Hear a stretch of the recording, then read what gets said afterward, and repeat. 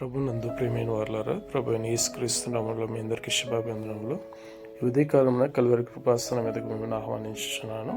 మొదటి రాజుల గ్రంథం 4వ అధ్యాయంలో చూసుకున్నప్పుడు సొలొమోను రాజుగా ఉన్నప్పుడు ఆయన యొద్ద ఎంతమంది పనిచేసి ఉన్నారు, ఎవరెవరు ఏ పనికి నియమించబడ్డారు అనే విషయాలన్నీ కూడా ఈ లేఖన భాగంలో రాస్తూ అతడు యూఫ్రటీస్ మొదలుకొని ఐగుప్తు సరిహద్దుల వరకు ఈ మధ్యనున్న రాజ్యములన్నిటి మీదను ఫిలిస్తీన్ల దేశం అంతటి మీదను సొలొమోను ప్రభుత్వం చేశాను.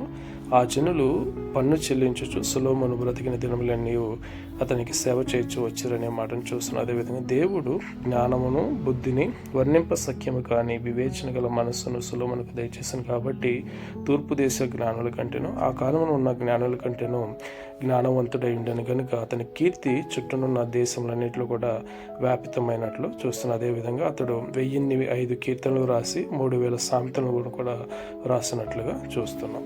ఈ విధంగా దేవుని నామానికి మహిమకరంగా దేవుడు అతనిని రాజ్యం నీలుటకును ప్రజల్లో గొప్పవానికి ప్రసిద్ధి చేయుటకును దావీదుకు చేసిన వాగ్దానం స్థిరపరచినట్లుగా చూస్తున్నాం. ఆమె